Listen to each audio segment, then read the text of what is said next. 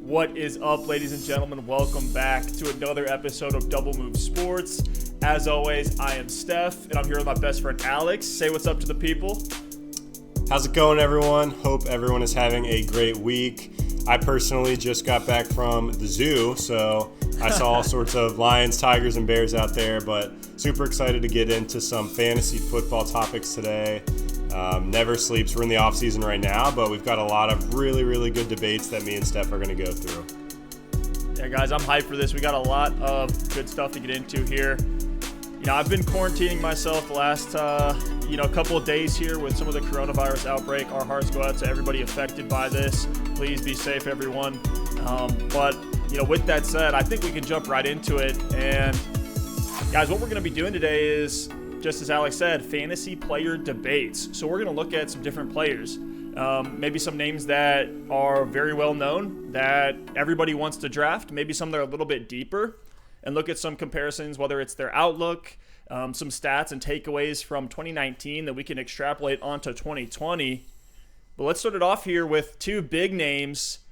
First QB off the board, Alex, would you rather have Lamar Jackson or Patrick Mahomes? Lamar Jackson ended as the QB1. Mahomes is the QB8. Missed a couple games. I believe it was 2 games with that knee injury that he suffered against Denver on a Thursday night football game. But who are you taking between those two guys? If you're drafting today in a redraft league and you want to take a quarterback off the board early, which one of those are you taking?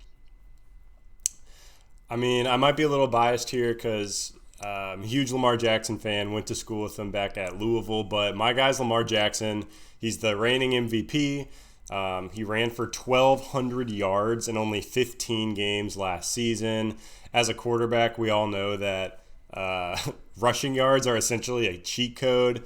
So with that rushing baseline, if you just took Lamar Jackson's rushing stats from 2019, that was 1,200 yards and 7 touchdowns. That is equal to 4,000 passing yards or 40 passing touchdowns. So take whatever he does through the air, and you're just stacking 4,000 yards or 40 passing touchdowns on top of that. And to me, that just takes him over the top. I know we've got a couple other mobile quarterbacks, like Kyler Murray's talked about a lot. Dak Prescott, I think, finished as the quarterback too. Patrick Mahomes himself is a bit mobile as well, but nothing has ever come close since maybe Michael Vick to what we've seen out of Lamar Jackson. He led the NFL in yards per carry with 6.9 yards per carry. And I think in 2020, he could easily beat that record he set for quarterback rush yards. He only played 15 games this year. And he also sat out the fourth quarter of several blowouts. And then in a lot of those games, even in the third quarter, they were handing it off to Mark Ingram and Gus Edwards a lot of the time because the game was out of hand. So to me, I mean, we could talk about his passing and people say, oh, he's an accurate passer. He can't throw to the numbers or outside the numbers, all those sorts of things. But to me, I mean, 36 passing touchdowns this past season, over 3,000 passing yards. He doesn't have to be a Patrick Mahomes, a Peyton Manning, a Tom Brady, a Dan Marino through the air with what we've seen from his legs. So I do expect that 36 passing touchdown number to come down a bit in 2020. He was very effective with that touchdown rate. But even if he gets around, 25, 30 touchdowns and he's able to up the passing yards number from 3,100 and up those rushing numbers a little bit, which might be asking a lot, but I think he can do it. There's no reason to believe he shouldn't be quarterback 1 in fantasy again in 2020. Yeah, you bring up some good points, but I'm going to have to disagree with you on this one. I'm taking Mahomes. Hate to go against my boy Lamar, but I have to do it here. Even though Mahomes finished as the QB8, he had a 66% completion percentage, still finished 10th in passing yards, and he had some dud games at some different points this season that were just kind of some weird game scripts where the Chiefs went up big early, didn't really need him to throw a ton. 26-5 touchdown to interception ratio. He also finished 4th in yards per attempt at 8.3. So we look at Lamar Jackson, we look at Patrick Mahomes. These guys are almost on different ends of the spectrum when it comes to, where they make their hay, where their sweet spots are.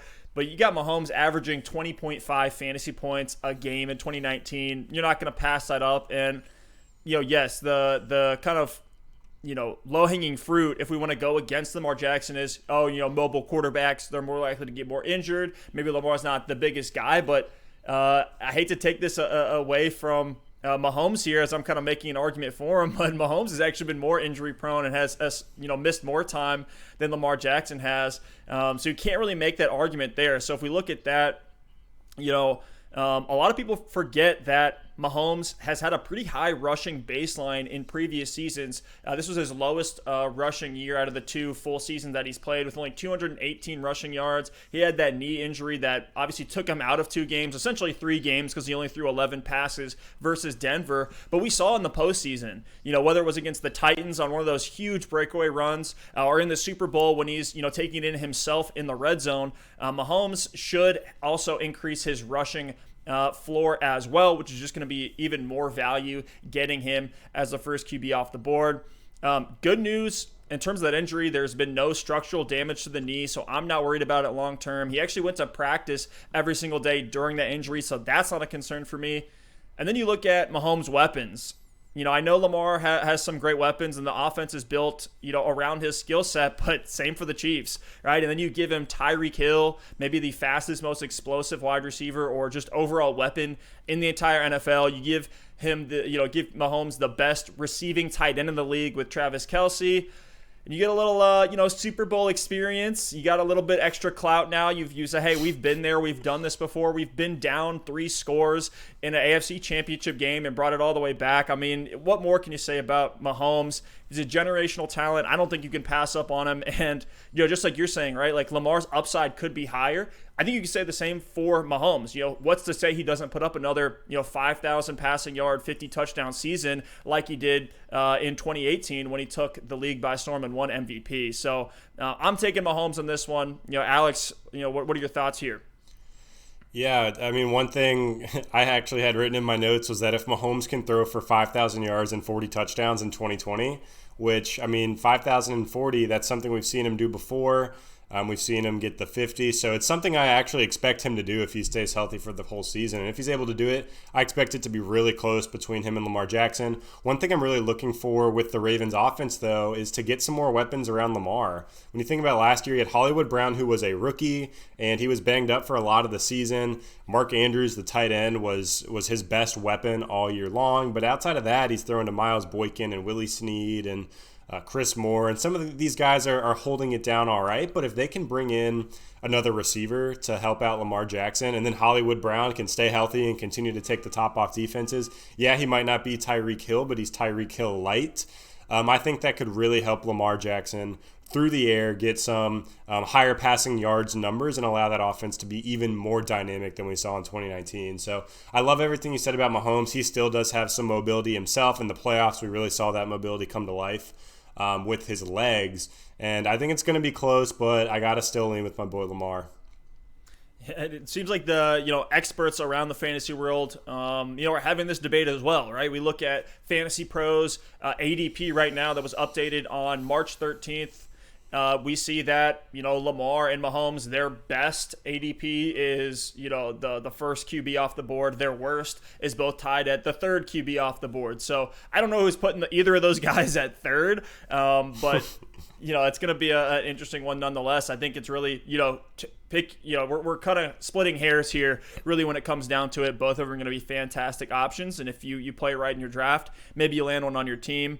But Alex, let's move over to the next debate here with some top-heavy running backs. Absolutely. So we're going to talk about Christian McCaffrey. It seems like we can't even debate him against anybody because he had such an incredible record-breaking 2019 season. But we're going to debate Christian McCaffrey against Saquon Barkley. And in this debate, I'm going to take the side of Saquon Barkley, which I found was very challenging to do when I was doing my research. And you're going to take the side of Christian McCaffrey. So since he is kind of the go-to running back one for 2020, I'm going to let you start it off and tell me why you think Christian McCaffrey should be drafted ahead of Saquon Barkley in 2020. Yeah, so looking at it right away, you have Christian McCaffrey finishing as the RB1 in PPR leagues last year, Saquon as the RB10.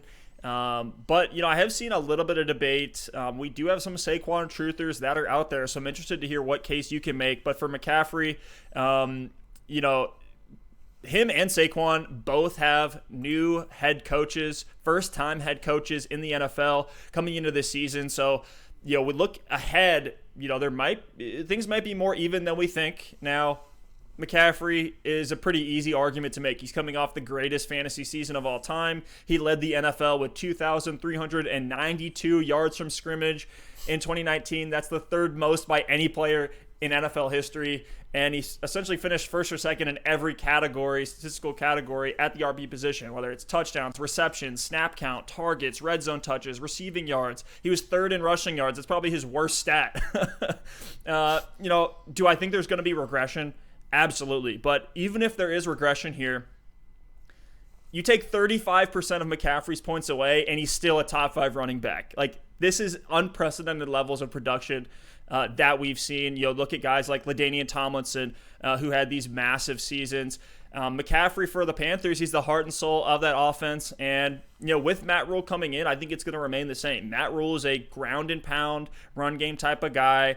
Matt Rule ran the ball on 49% of snaps at Baylor, which would, if that remains constant in the NFL, that would be third in terms of how often they run the ball. So I expect that volume to still be there. I'm not sure in terms of the pass catching out of the backfield, what Matt Rule likes to do there, how that's going to translate from college to the pros. But whatever QB they bring in, or if it's still Cam Newton, McCaffrey is going to be a safety valve for that quarterback, regardless of who it is, especially if it's a rookie that they draft.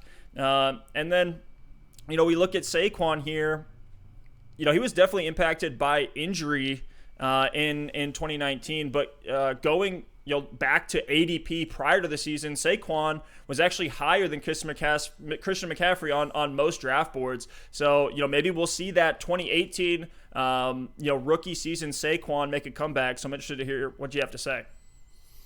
Yeah, first things first. Again, it's really hard to argue against Christian McCaffrey after all the points he just made. This is a tough one for you. But a couple things I will say about CMC that I'm a bit worried about is, if his snap count and his usage stays the same or even similar, even within 5% of what it was last year, he's the clear number one, and I have no argument here. So basically, I just have to assume that snap count and that usage is not going to stay the same. And it's really hard for a running back to play 93% of snaps in a season, and that's what Christian McCaffrey just did. He had more snaps in 2019 than Deshaun Watson, Kyler Murray, Kirk Cousins, wow, Derek Carr, and Lamar Jackson. He played more snaps than all of those quarterbacks. And to do that at the running back position is just unheard of. So I do think his usage and snap count is going to regress a little bit, especially with a new head coach that might not run him into the ground right away.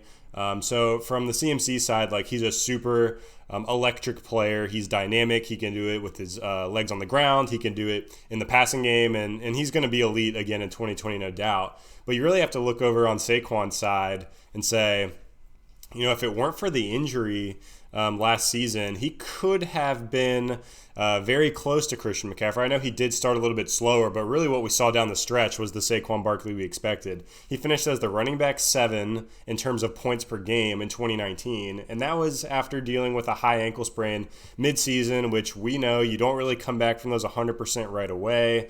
Once he did get back to 100%, that was probably closer to the end of the season. And in weeks 14 through 16, which is the fantasy football playoffs, he was the running back 2 in half PPR. And no, it wasn't number 2 behind Christian McCaffrey. It was number 2 behind Kenyon Drake.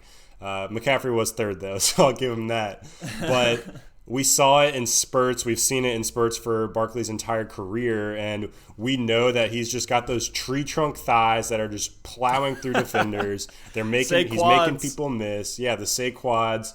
And we've seen his power. We've seen him in the passing game be effective. He averaged 4 receptions a game in 2019, which provides a really nice baseline in half PPR or PPR formats.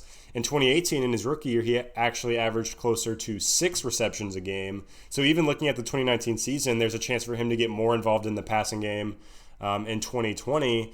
And last year, he only ran for 6 touchdowns. The Giants' offense was a bit dysfunctional last season. They were making that transition from Eli Manning to Daniel Jones. Daniel Jones had a couple really awesome games mixed in there, but there was a lot of inconsistency with Daniel Jones having a year under his belt, stepping into year 2, having a new head coach in Joe Judge. I think that offense should take a big step forward, and I think that 6 rushing touchdown number for Saquon will go up in 2020. I wouldn't be surprised to see him in the double digits. So with Saquon, you know, with McCaffrey, it's kind of going with what we've seen, and with Saquon, it's kind of going with what we expect to see, which is a lot of times a little bit harder to swallow. But just taking Saquon's rookie season and then the flashes he showed last year, if he's able to piece that dynamic playmaking ability together for an entire season and he can stay healthy and that Giants offense can be effective, there's no reason to believe that Saquon and his talent and his skill set shouldn't be right up there with Christian McCaffrey and shouldn't be right up there in terms of fantasy points per game. Steph, what do you think about my argument? It was tough. Yeah, I know we put you in a tough spot there. The biggest takeaway for me in terms of Saquon is, the reception volume. He went from 91 receptions in 2018 to 52 over the course of the entire 2019 season. Yes, he missed 3 games, but still, that's a pretty large disparity. And I think it's just because Daniel Jones is not a check down guy. He wants to chuck it deep every chance that he can. It's true. I think that's why, a lot of people think the Giants offense is going to take a huge turnaround. I'm kind of on the fence. I'm curious, Alex, what do you think? I'm going to put you on the spot here again. In terms of potential range of outcomes, which offense do you think has more? Is it the Giants or is it going to be the Panthers? That is a super tough question because they're honestly both in similar situations. Compared to 2019, they're going to have, with the Panthers, they're going to have a step up at quarterback. And that step up is going to be, whether it's Cam Newton or somebody else, that's going to be better than Kyle Allen was. So you expect that alone is going to improve that offense. On the Giants side, it's going to be the same guy, but you expect that level up in the offense to just come from maturity and development from Daniel Jones. So from a range of outcomes perspective, I think it's got to be right now it's got to be the Panthers just because we don't know who that quarterback is going to be. But if it is Cam Newton, then I have to say it's the Giants. Daniel Jones led the league in fumbles last season. His interception numbers weren't awful, but he was just a turnover machine. And if Daniel Jones comes in and lights the world on fire, they could be a top offense. I know it sounds crazy to say, but if that O-line can be shored up a little bit, they've got Sterling Shepard coming back healthy. Slayton is going to be in year 2, taking another step forward. Evan Ingram healthy. Golden Tate. Saquon's healthy. And then a new head coach in Daniel Jones in year 2. That's a really good nucleus, and that's a high potential offense, but I could also see the wheels kind of falling off. So for me, there is some variance with the Giants, but just because we know who the group is going to be, it's a little bit more stable. And with the Panthers, we don't really know what's going to happen there, especially at the quarterback position. Greg Olsen is now gone. Like we talked about, I don't know if McCaffrey's usage is going to be quite the same. I don't know if they'll bring in a guy that maybe takes 10-15% of snaps, God forbid, to try to give him a break. They do have the 2 young receivers in DJ Moore and Curtis Samuel that I expect to continue to take strides forward, but I think the Panthers, just due to the quarterback, it could go either way. Yeah, I'm going to say the upside, and maybe that was a trick question there because range of outcomes also, entails a lot of positive. I think the range of outcomes is higher for the Giants, but in a positive way. It's like, I could see them being a sneaky wild card team in the NFC East. They're, in a pretty, relatively soft division compared to other ones that are out there. We saw, right, like the Cowboys and the Eagles are making it in the last couple of years from that division with nothing to write home about in terms of their win-loss category. So, could see the Giants, have a, huge explosive blow up. There's upside there, just like you said. At the same point, though, we could see maybe Danny Dimes is throwing, 30 interceptions, Jameis Winston style. One more thing I want to throw out there, and this is just a little, conspiracy theory, but if it happens, I want it to be on record. Potentially, the Carolina Panthers, you may hate me for saying this, they may roll out a out of his prime Cam Newton this year with, subtle desires to tank and tank specifically for Trevor Lawrence, who's also, has a huge impact in that Carolina fan base. I think there'd be no question they're selling out every single game. As from just kind of a sports marketing standpoint, I think it would make sense for the Panthers to do everything they can to get Trevor Lawrence. Maybe that has some trickle-down effect. I know this is a reach here, but maybe we could see that come into play for McCaffrey, and that offense just kind of stalls out. They're like, hey, let's not win this game because we want to get Trevor Lawrence. But that was the last one I wanted to throw out there. Anything else before we move on to the next one here? Well, if they're trying to tank, they need to move on from Cam Newton, because Cam Newton's going to be able to get them 6-7 wins, you would think, minimum. If they want to tank, they should try to flip him for Mitch Trubisky or something and try out experiment. Why are we so mean to Mitch Trubisky on this show? He's done nothing wrong except be a bad quarterback. Everything. Oh, man. Yeah, that's all I got, though. Right. I think really good debate there. If you end up with Christian McCaffrey or Saquon Barkley, you should be thrilled with either one. But maybe a lot of these moves as we get closer to the season, especially with the Cam Newton situation, will give us a little bit more clarity. So let's go ahead and move on to the next topic. So let's move over to two rookies in 2019 that are in some pretty interesting situations, whether it was splitting carries, dealing with injury at different points. It's Miles Sanders, the RB15 in PPR leagues, or Devin Singletary, who finishes the RB32. That's the Buffalo Bills running back. He finished 32 in PPR scoring. And just as a caveat, guys, just so you know, everything that we're talking about here is PPR scoring. We're just PPR guys. That's what we like to play. But of those two, I have to take Miles Sanders, running back for the Philadelphia Eagles. He was an absolute monster down the stretch after Jordan Howard went out. He had 21 points on the road against Miami in Week 13. He had 35 points against Washington in Week 15. He had 26 points versus Dallas in Week 16. So certainly if you're a fantasy owner who had your hands on Sanders in the fantasy playoffs, you're going to try to get your hands on him again, and for good reason. He played really well when given a larger workload, and I expect the Eagles coaching staff, even though they do heavily favor a running back by committee approach and splitting carries. I remember last year we had names like Darren Sproles still getting touches for them. I expect Doug Peterson and his staff to look back at the tape and see, look, Miles Sanders is one of our best playmakers. He's an explosive threat, whether it's checkdowns out of the backfield, giving him the ball up the middle, you name it. He is a absolute beast, and I can't wait to watch what he's going to do in 2020. But I got to think Doug Peterson's going to look back and say, hey, we got to get Sanders the ball in space. We have to get the ball into the hands of our playmakers. He's shown great receiving chops in a check down heavy offense. The Eagles run the ball 7th most in the NFL, and Miles Sanders had 50 receptions, which puts him at 12th amongst all running backs in 2019. Another interesting stat that I found on him, and this is absolutely reflected when you watch him on Sundays, is Sanders has a 32% juke rate, which is 5th amongst all running backs. And what that number comes from, what that juke rate means, it's the total number of evaded tackles divided by total number of touches. So Sanders is in the top end of that. And one of the biggest things that we look at for potential fantasy value is, can defenders bring this guy down? And for Sanders, they cannot. Nobody wants to tackle him. So I'm taking him here. I think he's going to be an absolute beast in 2020, and I'm taking him over Singletary. Alex, what are your thoughts? Yeah, I mean, Miles Sanders is a guy I really like for 2020. I think, he's a very talented player, and he's going to take another step up in 2020 as a running back. Weeks 11 through 16 in 2019, he was actually the running back 6 in PPR points per game. So to me, he did show some workhorse potential, both on the ground and in the passing game through the air. But to me, I just think Doug Peterson is going to continue to roll with that running back by committee strategy that he has always used. And I think Miles Sanders is going to see some of his upside limited because of that. We saw Jordan Howard this past season have over 500 yards on the ground and 6 rushing touchdowns. And that's after missing the last several games of the season. We even saw Boston Scott come in and have 250 rushing yards and 5 touchdowns because Doug Peterson, again, didn't want to roll out just one guy 100% of the time. So Jordan Howard is a free agent.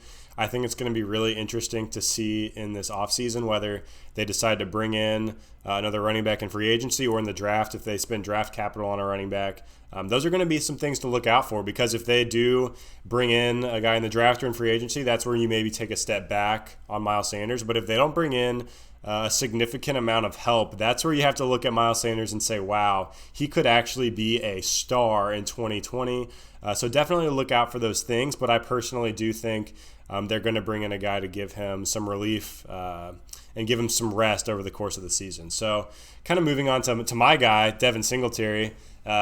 He's such an electric player. He was a third-round draft pick out of Florida Atlantic, and we saw him kind of get a slow start being ramped up in the NFL. Over the first 4 games of the season, he only had 5 carries a game. Over the last 8 games, he had 16 carries a game. So he only played 12 games in his rookie year due to injury, but he had 775 rushing yards. That's on 151 carries. That's 5.1 yards per carry. That is 4th in the entire NFL. In terms of yards per carry, efficiency on the ground. He should see much more carries in 2020 if he can continue to get closer to that 16 carries a game we saw over his last 8. Frank Gore should be gone next season. That should open up some opportunities close to the goal line and also in short yardage situations. And also, he did only have the 2 rushing touchdowns in 2019, but Josh Allen had 9 rushing touchdowns. He was actually top 10 in the NFL in rushing touchdowns. So you've got to think that while Josh Allen is a great mobile quarterback, he's a great QB sneak guy, he's going to have several rushing touchdowns each season. 9 seems a bit high. I think it would be very realistic to say a couple of those go to Singletary in 2020. And then the last thing on Singletary is his efficiency as a receiver. He only saw 2.5 receptions a game in 2019. A lot of that was because he was a rookie. We saw him slowly getting worked into the offense. But the biggest case for this is that playoff game against Houston. It's win or go home. And it seemed like the only thing the Bills could get going on offense was putting the ball in Devin's hands. He had 6 catches for 76 yards in that game. And I think there's a really good chance that Singletary could see 50-plus receptions in 2020, which would be a huge step forward from where he is now. So I think the Buffalo Bills do bring in some sort of help on the ground. Singletary is not really a workhorse type running back as far as his build and his size and his stature goes. But I think a guy like a Gus Edwards could make a lot of sense. Maybe Peyton Barber, they kick the tires with him. Someone in short yardage situations that can help, can give Devin Singletary a break at different times. But I think, the sky's the limit for Devin Singletary. We've seen him break off a lot of big plays already in his NFL career. And I think both of these guys actually have a lot of potential, but I just love Singletary's electric play style and his playmaking ability a little bit more than Miles Sanders at this point. But again, it's all going to come down to what they do in the offseason and what that running back room looks like heading into 2020. Yeah, both of these backfields have some turnover and some question marks that they're going to have to address. It'd be pretty funny if we see Jordan Howard go from the Eagles to the Bills, which I like as one of the landing spots for him. But where Singletary loses a little bit compared to Sanders for me is just the pass catching work. On the ground, Singletary's putting up 5.1 yards per attempt. Like you said, that's top tier yards per carry numbers. Sanders isn't too far from that though. Where Singletary's like 6, I think Sanders is like 16 at 4.6 yards per carry. And Sanders did have 28 more carries than Singletary this season, but it just feels like to me that Singletary's baseline in this offense is somewhere around 8 to 10 points, where I feel like Sanders is a little bit higher than that. And for Singletary, he's really hard to predict based on the matchups that he was seeing. He put up stinkers against Miami twice, and then he had big games versus Dallas and Baltimore, which were 2 of the top rushing defenses. It just seems like, at least for right now, in terms of his passing work, Devin Singletary is very game script dependent. The Bills don't really pass it out of the backfield too often. It really only is reserved for when they're down late in games and have to make big comebacks. And we just weren't able to see a consistent full workload for Devin Singletary, even on an offense that runs the ball 7th most in the league. But certainly, as the season went on, he was continuing to progress. If they don't bring anybody in and Singletary is the full workhorse back for Buffalo, then I love him. He should be a low-end RB1, to be honest with you, especially if he scores a little bit more. But for me, I'm taking Sanders just off of his pass catching work. Maybe we're splitting hairs here versus PPR versus standard. But for a guy that was on the field for 70% of snaps for the Bills, which would be 10th amongst our running backs, Singletary still finished as, an RB3. So I don't love him. I'm taking Sanders over him, but certainly both guys you can make a case for.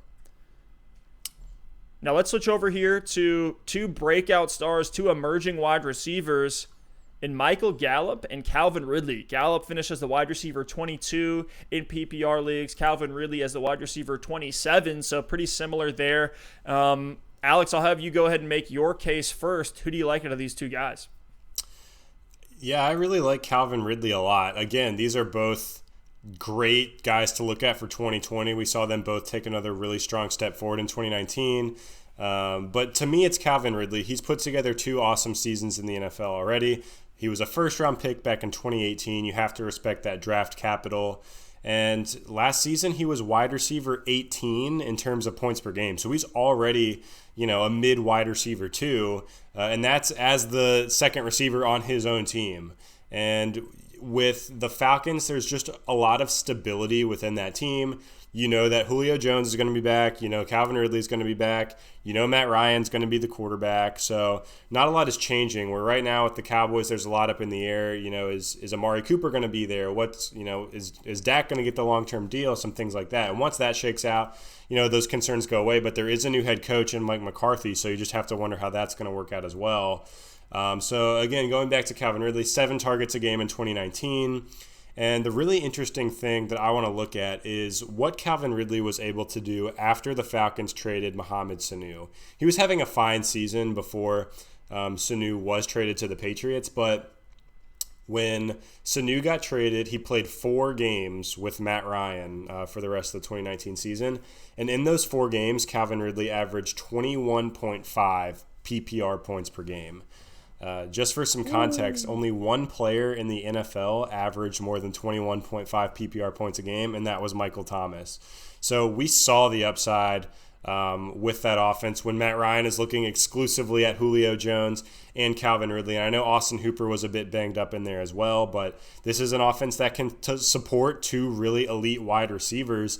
And Ridley's emergence is only going to help Julio Jones, and Julio Jones drawing coverage is only going to help Calvin Ridley. And a really interesting stat that Football Outsiders puts together is called the DVOA, and that stands for the defense adjusted value over average. And I know that's a mouthful, but basically what that means is this metric, it measures the value per play that a receiver gives you over an average wide receiver.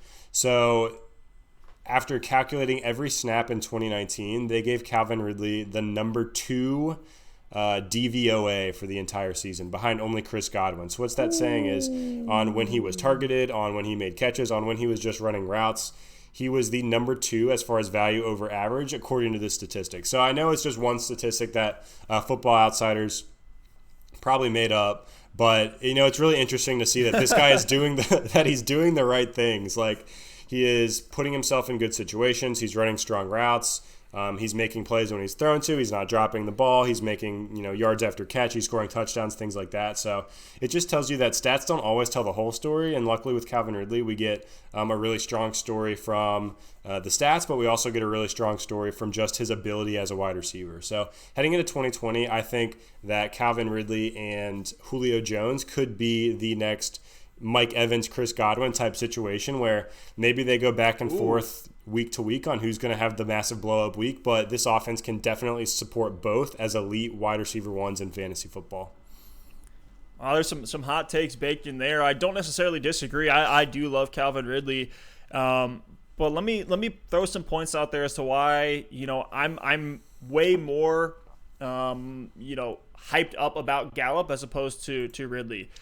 Really the question for me comes down to the passing volume. I think there's going to be a lot of regression in that category for the Falcons. They passed more in 2019 than any other team in the NFL. So I feel like we've kind of seen Ridley's volume or ceiling, I should say, from a volume standpoint. He finished 35th amongst targets among all wide receivers. He was great in games without Sanu. Don't want to take anything away from him there, but if he's going to be the new Mohamed Sanu, I don't want him, right? Like, Sanu is a mediocre streamer. You never really knew when to start him. You could play him in some matchups, but there was still some question as to is he going to be the guy this week?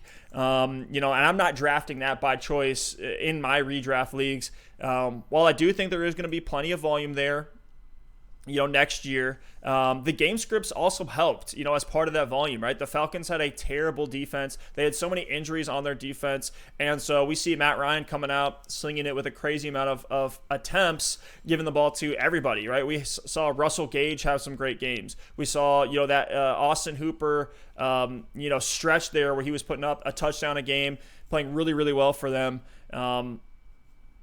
So you take some of that into effect. I do think the volume may be a bit lower, but certainly with, some of those pieces, turnover at the running back position, potentially turnover at the tight end position with Hooper walking in free agency. I do think, Ridley will still make his hay and be a fine guy, but I'm really excited about this guy, Michael Gallup. I think he's going to be an absolute beast. He had, 1,100 receiving yards in 2019. He was 10th in yards per reception amongst all wide receivers at 16.8.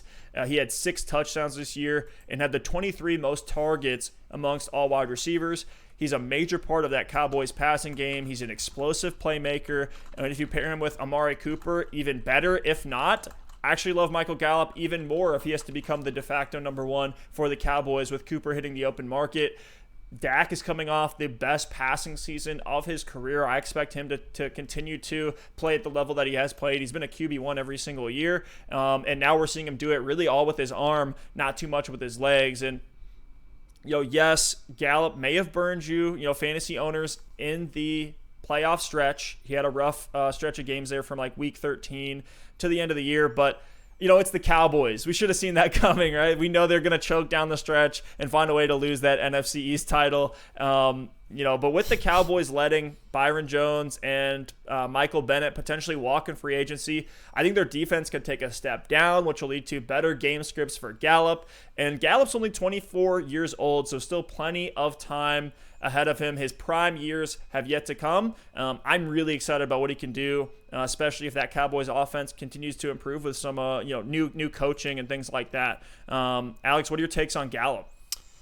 Yeah, there's a lot to break down based on what you just said, but it's too bad that most fantasy leagues don't go into week 17, because I know you mentioned Gallup struggling down the stretch. He had that breakout 3-touchdown game in week 17 last season, but yeah, I think Gallup's a great player. I think there's a really good chance he could step up and have an even bigger 2020, but there's, to me, just too many question marks. We saw a similar type situation in Pittsburgh last year. Antonio Brown leaves, and we're thinking, Juju's going to be a star. And yeah, Ben Roethlisberger wasn't there. They were playing Duck Hodges and Mason Rudolph, and we all know how that went. So maybe we'll give Juju the benefit of the doubt and give him one more season as far as stepping up and being that number 1.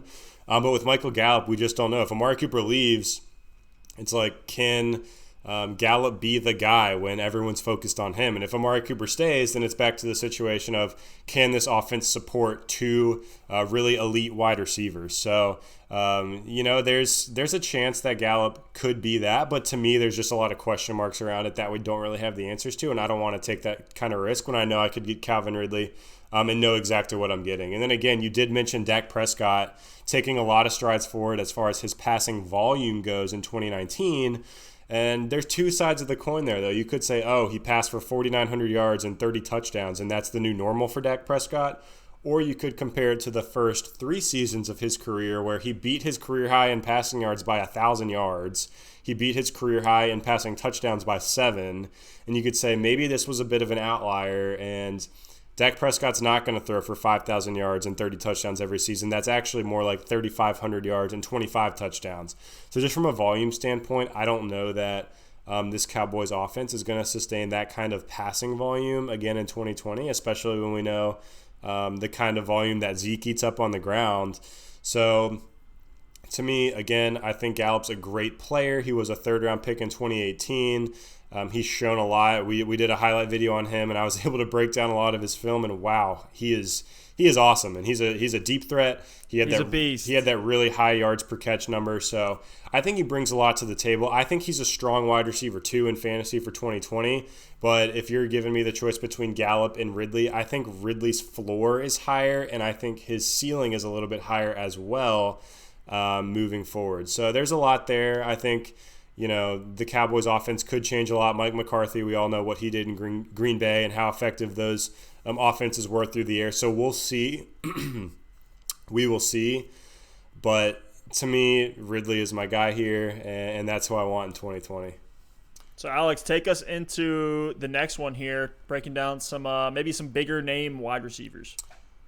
Yeah, so we're actually going to stay with the Atlanta Falcons wide receiver group, and we are going to take Julio Jones up against Davante Adams, both elite wide receiver ones in fantasy football for a big piece of their career.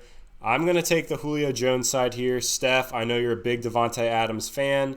I'll let you start it off this time. You tell me why you would rather have Davante Adams over Julio Jones in 2020. My keeper, Davante Adams. I know he finished as the wide receiver 23. He missed 4 weeks with injury, though, so we got to keep some of that, in mind when we're looking at some of these season-long stats.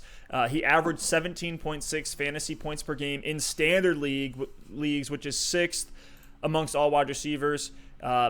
What I love about Adams is his target share in that offense. He pretty much is the Green Bay passing attack. We saw that late in the postseason when Green Bay played Seattle. They were just force-feeding Adams, and Rodgers was able to get it to him at will. Had an absolute fantastic game there. He finished 14th with 4 games missed amongst all wide receivers and targets. So still, top-tier level production and target share. Consistently a scoring threat from 2016 to 2018. No one had more touchdown receptions than Adams, outside of Antonio Brown, who was putting up historical level stats there and was like the clear number one. Adams was right behind him. He finished 3rd in red zone receptions in 2019, and in 2018 he was number 1. So you have to think if Adams is healthy for a full 16-game season, he's going to be that number 1 spot. He dominated when he was healthy in 2019. There were questions towards the beginning of the season with new head coach Matt LaFleur. He's going to bring in a Shanahan-style offensive scheme to the Packers, and that passing volume is going to get diminished a little bit. And we did see some of that. But towards the end of the season, that was not a concern for Adams at all. Rodgers targets him a ton. We have Jimmy Graham, who just got released by the Packers. Geronimo Allison's a free agent. Alan Lazard is a free agent. So I'm not sure what's going to happen there with some of the other weapons. If they do bring in one of the names that's been mentioned for the Packers would be Austin Hooper, whether it's him or some other receiving help. To me, I don't see that as a negative for Adams. I see that as just, hey, the offense is going to get better. They're going to be on schedule more often. They're going to be able to push the ball downfield, which just means more touchdowns for Davante Adams. Look at these scores from week 10 on in PPR for Adams. He finished with 18 points, 19 points, 24 points. He had an 8-point game in there and then went right back up, 23, 22, 22 again. That's what you're getting out of Davante Adams. So I'm a huge Adams truther. He might even be my wide receiver 2 for the 2020 season. I'm absolutely all in on him, especially when compared to Julio Jones. But Alex, what's your thought on my Adams takes? Yeah, he's an elite talent. I love the talent. I think he is a wide receiver 1 in fantasy football in 2020. He's a top 8, top 10 guy for me. There's one game in 2019 that specifically stands out. I think they were playing the Philadelphia Eagles, and he just absolutely roasted them for 20 yards every time Aaron Rodgers threw him the ball. So he's a guy we know can just absolutely eat on the outside, but something that you have to remember with Davante Adams, he's only been over 1,000 receiving yards one time in his 6-year NFL career. One time. And his best seasons from a fantasy perspective were from 2016 through 2018, and they were very touchdown dependent. 12 touchdowns, 10 touchdowns, and 13 touchdowns. And yeah, he's a big red zone threat, but you see what Matt LaFleur is doing with this offense. They seemed very committed to the run, especially inside the 5 and 10 yard line. In 2019, they didn't throw the ball a lot inside that tight of a space. And you could look at that on both sides of the coin and say, okay, maybe that's going to regress positively for Adams, and maybe they'll throw it a little bit more close to the goal line in 2020, and that's where we know that Davante Adams lives. But maybe that's just a Matt LaFleur thing, and he likes to pound the rock into the end zone. So that's something that you just got to keep in mind with Adams. And I think he's an elite receiver, but to me, I'm going with the guy who has gotten it done year in and year out, and you always know he's going to be a top receiver in the league, no questions asked, a top fantasy option. And that is Julio Jones. He was second in the NFL in receiving yards last year in just 15 games. And there's some really interesting stats I was able to find on Julio and just what he's been able to do over the past 6 seasons. He is one of the hands down best receivers of our generation. If you take his worst season in each stat category over the past 6 seasons, it's 83 receptions is his low in receptions. 1,394 yards is his lowest yardage output, and 3 touchdowns. If you take his lowest season in each category, he would have been wide receiver 12 this year in fantasy football. Wow. And over the last 6 years in PPR, he's been wide receiver 3, wide receiver 7, wide receiver 7, wide receiver 8, wide receiver 1, and wide receiver 6. So, again, it's like Julio's done it 6 years in a row. That's pretty much guaranteeing a top 8 wide receiver with the upside of a wide receiver 1, of the wide receiver 1 in fantasy football. The offense should remain constant in 2020. We know Matt Ryan's going to be the quarterback. Calvin Ridley's emerging on the other side of the ball, which I don't really think takes away from Julio.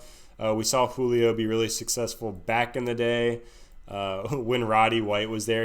Roddy White kind of passed the torch over to Julio Jones. And I think Ridley's breakout could actually help this Falcons offense as a whole.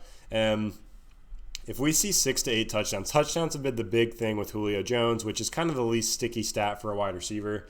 That's been his biggest issue. And if we can see 6 to 8 touchdowns from Julio this year, that's a lock for a top 5 performance if he stays healthy at the wide receiver position. If he somehow gets 10 touchdowns in a season, that's when you're looking at Julio Jones and saying, like, he's a wide receiver 1 or wide receiver 2. So for me, Julio is just so safe as a top 8 guy as long as he stays healthy. And then you throw in the potential for a big year in the touchdown category, and like your upside is literally wide receiver 1. So I'm going with the guy who's done it before. I hate taking away from Adams and his talent, but there is no way, even though he's a little bit older now, I think he's into his 30s, but Julio Jones is a lock as a wide receiver 1 this season as long as he stays healthy. So give me that all day long.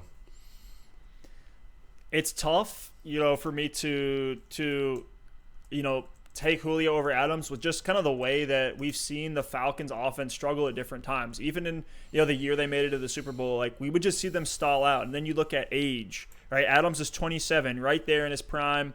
Julio is 31, aging out. We're seeing him get kind of that ceiling where we see guys start to diminish a little bit. And I just feel like the Falcons haven't figured out a way to fully use Julio in the red zone to this day. This has been like a 5 or 6 year process. The thing is, trying to get this man touchdown. If they haven't figured it out and he's still wide receiver 8 or better the last 6 seasons, that's only good news because there's nowhere to go but up. That's fair. I mean, you look at 6 touchdowns. Adams had 5 in 3 less games. And so these guys are honestly on just different ends of the coin. What do you value more? Do you value yards and more, ways that Julio could just take over a game? We've seen him put up, games with over 200 receiving yards. Or do you want Adams who could have, 3 touchdowns on a blow-up day? We are really just splitting hairs here, but 6 touchdowns for Julio. I mean, that's the same with the guys like Brashad Perriman had 6 touchdowns this year. Cole Beasley had 6 touchdowns this year. Adams is putting up double-digit touchdowns year in, year out. I absolutely love it. And you're right. Maybe the volume does come down a little bit with LaFleur. I just think what we saw, we have a large enough sample size now with LaFleur to say, oh, those touchdowns aren't just going to disappear. I lock him in for 8 to 12 touchdowns in 2020. But, yeah, this is one that it could go either way. And we put out a poll on Twitter.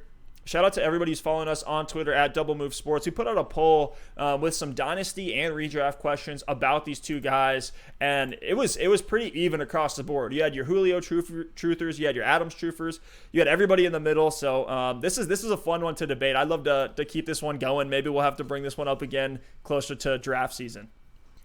So to close out, we've recapped a lot of these debates on a lot of top talent. A lot of them are really tough arguments. But to close out, Steph and I are just going to give one quarterback sleeper for 2020. Over the past 2 seasons, 2 years ago, if you drafted Patrick Mahomes late, you probably won your fantasy championship or made a pretty deep run. This past year, it was Lamar Jackson. If you scooped him up in the mid to late rounds, you probably were making the playoffs. You probably were making a really deep run. So this year, quarterback is always that position that's like if you can hit on your quarterback late in the draft and get the value at running back and receiver early, that's what can really set you apart in your fantasy football league. So Steph and I are going to give one early quarterback sleeper for 2020. This is the guy that you should be able to draft in the double-digit rounds that could make the difference in getting you to the playoffs or winning you a championship. Steph, I'm going to let you start it off. Who is one quarterback sleeper who has got some insane upside for the 2020 season? Yeah, when you can take some dart throws late in a draft and you might be potentially coming away with, a top 5 quarterback, it's huge. Now, these are also names, though, if they come out and put up stinkers to start the year, maybe first 3 or 4 weeks, we're just not seeing what we expected or the upside just isn't there, then by all means just drop them and they can be a streamer on waivers. Maybe you grab them later. But for me, it's Denver Broncos' Drew Lock. He only had 5 starts in 2019, and they went 4-1 in those games. John Elway's already come out and said, no question, that Drew Lock is the guy in Denver right now. And his 64% completion rate was better than any of his completion rates in college. So to me, that says, look, this guy is improving. He's understanding the game better, especially at the pro level. He had one bad game where he had like 8 fantasy points, and that was the snow game where there was an absolute blizzard, like 4 feet of snow. Like guys can't even see because their helmets are just full of snow in Kansas City. That was on the road in Kansas City as well, so you add that in there too. It was just brutal. So I'm not going to read into that game too much. And I have confidence that the Broncos offense will improve. A lot of guys in the fantasy community, I think Alex and myself included, love Noah Fant as a tight end this year that we can grab a little bit later, who could have kind of that Mark Andrews blow up that we saw last season and even in 2018, right? It was George Kittle, or 2017, sorry. It was George Kittle, one that's just, here's a guy on the edge. He's showing some promise. He's a season away from being an absolute breakout.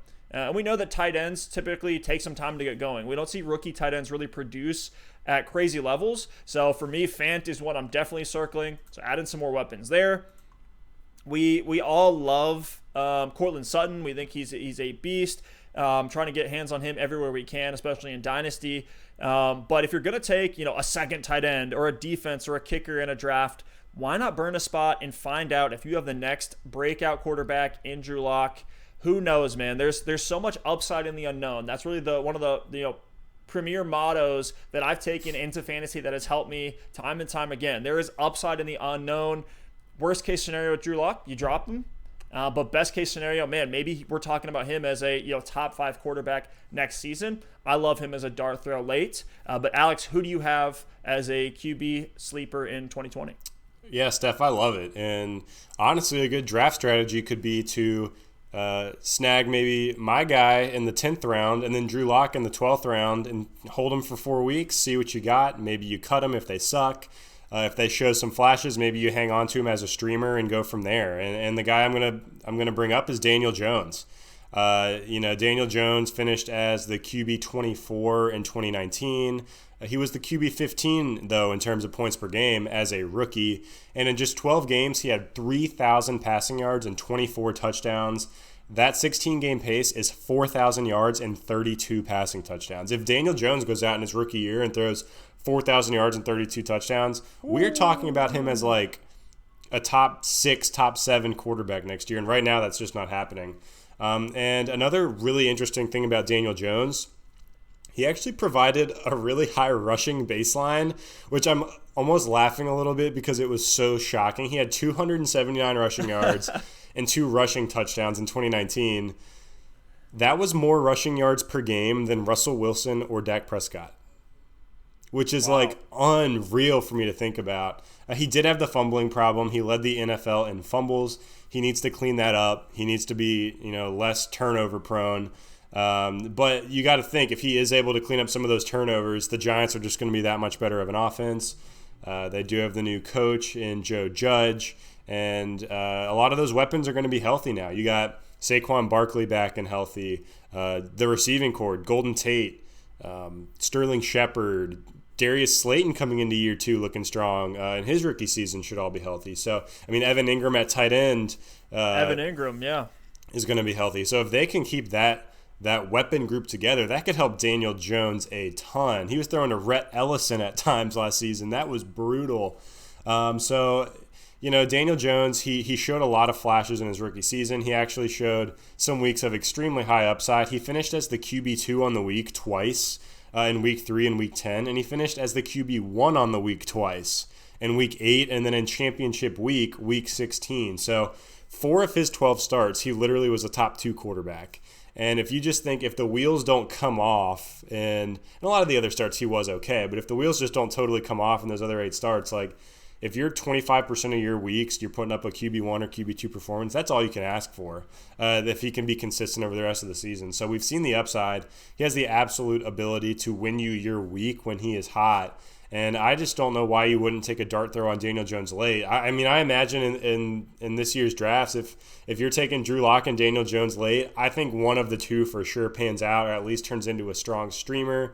Maybe you can pair them with another guy and kind of go back and forth depending on matchup. But that late quarterback strategy is just so important to setting you apart in fantasy football. And these are two guys where there's still, I mean, we saw a lot more out of Daniel Jones last season than we did out of Drew Lock as far as a sample size, but there's still so much value in the unknown. New head coach, only his second year in the NFL. There's just so much upside here. So I love the Drew Lock pick. I'm really also excited about Daniel Jones, and you got to scoop him up in round 10 or 11. You got to. Yeah, I love it. I do. I really do. I think, like, you know, you look at your quarterback position, right? Can you get a guy that's maybe a little bit more stalwart and proven, and then pair it with one of these, you know, high upside young guys? Yes. So look at, you know, Matt Stafford or Matt Ryan or Ben Roethlisberger, and then pair them with a deep shot that could pay off. I love that approach in this year's draft.